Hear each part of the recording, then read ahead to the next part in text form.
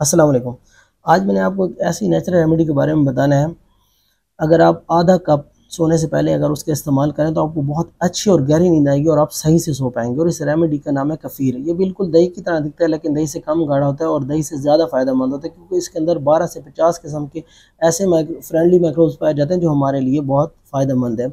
इसमें कफ़ीर में मौजूद जो फ्रेंडली माइक्रोब्स होते हैं उनसे बेसिकली एक हार्मोन पैदा होता है जिसका नाम है सेरोटोनिन। और जितना भी सेरोटोनिन 90% जो सेरोटोनिन है वो हमारे माइक्रोब से आ रहा होता है। तो जितनी अच्छी क्वालिटी के माइक्रोब्स होंगे उतनी अच्छी क्वालिटी का सेरोटोनिन बनेगा, और जितना ज़्यादा सेरोटोनिन बनेगा उतना ज़्यादा हमें अच्छा फील होगा और हमारा मूड बेहतर होगा और हमारा स्ट्रेस लेवल कम होगा।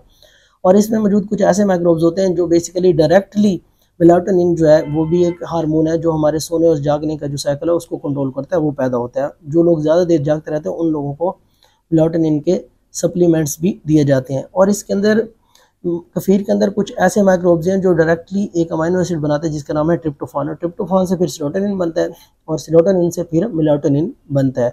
और ये जो कफ़ीर है ये बायो अवेलेबल कैल्शियम का भी बहुत अच्छा सोर्स है, और कैल्शियम जो आपकी नींद को और गहरा करती है। और इसके अंदर मौजूद लैक्टोबैसिलस एक बैक्टीरिया होता है जो कोर्टिसोल का लेवल कम करता है। ये एक स्ट्रेस हार्मोन है।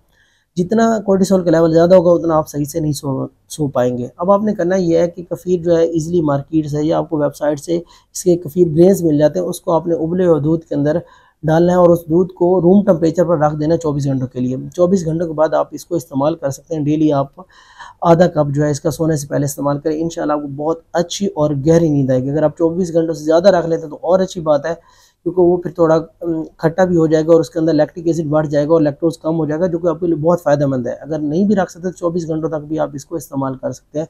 इंशाल्लाह आपको बहुत फ़ायदा होगा इससे। अल्लाह हाफ़िज़।